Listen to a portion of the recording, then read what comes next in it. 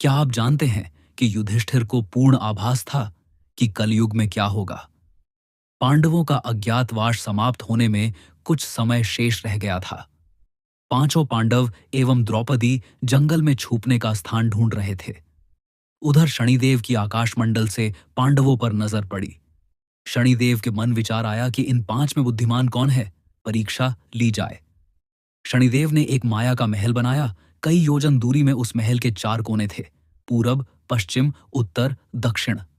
अचानक भीम की नजर महल पर पड़ी और वो आकर्षित हो गया। भीम युधिष्ठिर से बोला, भैया मुझे महल देखना है। भाई ने कहा, जाओ। भीम महल के द्वार पर पहुंचा। वहां शनिदेव दरबान के रूप में खड़े थे। भीम बोला, मुझे महल देखना है। शनिदेव ने कहा, महल की कुछ शर्त है। एक शर्त, महल में चार कोने हैं, आप एक ही कोना देख सकते हैं। दो शर्त, महल में जो देखोगे उसकी सार सहित व्याख्या करोगे। तीन शर्त, अगर व्याख्या नहीं कर सके तो कैद कर ली जाओगे।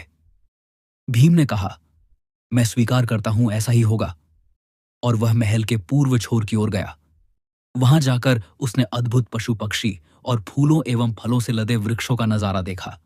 आगे जाकर देखता है कि तीन कुएं हैं, अगल बगल में छोटे कुएं और बीच में एक बड़ा कुआं। बीच वाला बड़े कुएं में पानी का उफान आता है और दोनों छोटे खाली कुओं को पानी से भर देता है। फिर कुछ देर बाद दोनों छोटे कुओं में उफान आता है तो खाली पड़े बड़े कुएं का पानी आधा रह जाता है। इस क्रिया को भीम कई बार देखता है पर समझ नहीं पाता और लौटकर दरबान के पास आता है। दरबान, क्या देखा आपने? भीम, महाशय, मैंने पेड़ पौधे पशु पक्षी देखा। वो मैंने पहले कभी नहीं देखा था, जो अजीब थे। एक बात समझ में नहीं आई, छोटे कुएं पानी से भर जाते हैं, बड़ा क्यों नहीं भर पाता, ये समझ में नहीं आया। दरबान, आप शर्त के अनुसार बंदी हो गए हैं और बंदी घर में बैठा दिया। अर्जुन आया, बोला, मुझे महल देखना है। दरबान ने शर्त बता दी और अर्जुन पश्चिम वाले छोर की तरफ चला गया। आगे जाकर अर्जुन क्या देखता है, एक खेत में दो फसल उग रही थी। एक तरफ बाजरे की फसल, दूसरी तरफ मक्का की फसल। बाजरे के पौधे से मक्का निकल रही तथा मक्का के पौधे से बाजरी निकल रही। अजीब लगा, कुछ समझ नहीं आया, वापस द्वार पर आ गया। दरबान ने पूछा, क्या देखा? अर्जुन बोला, महाशय सब कुछ देखा, पर बाजरा और मक्का की बात समझ में नहीं आई। दरबान ने कहा, शर्त के अनुसार आप बंदी हैं। नकुल आया, बोला, मुझे महल देखना है।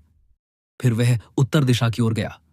वहां उसने देखा कि बहुत सारी सफेद गायें जब उनको भूख लगती है तो अपनी छोटी बच्चियों का दूध पीती है।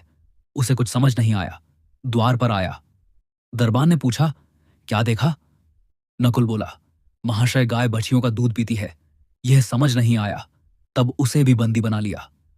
सहदेव आया, बोला, मुझे महल देखना है, और वह दक्षिण दिशा की ओर गया। अंतिम कोना देखने के लिए क्या देखता है, वहां पर एक सोने की बड़ी शिला एक चांदी के सिक्के पर टिकी हुई डगमग डोले पर गिरे नहीं, छूने पर भी वैसे ही रहती है। समझ नहीं आया, वह वापस द्वार पर आ गया और बोला, सोने की शिला की बात समझ में नहीं आई। तब वह भी बंदी हो गया। चारों भाई बहुत देर से नहीं आए। तब युधिष्ठिर को चिंता हुई। वह भी द्रौपदी सहित महल में गए। भाइयों के लिए पूछा। तब दरबान ने बताया, वो शर्त अनुसार बंदी है।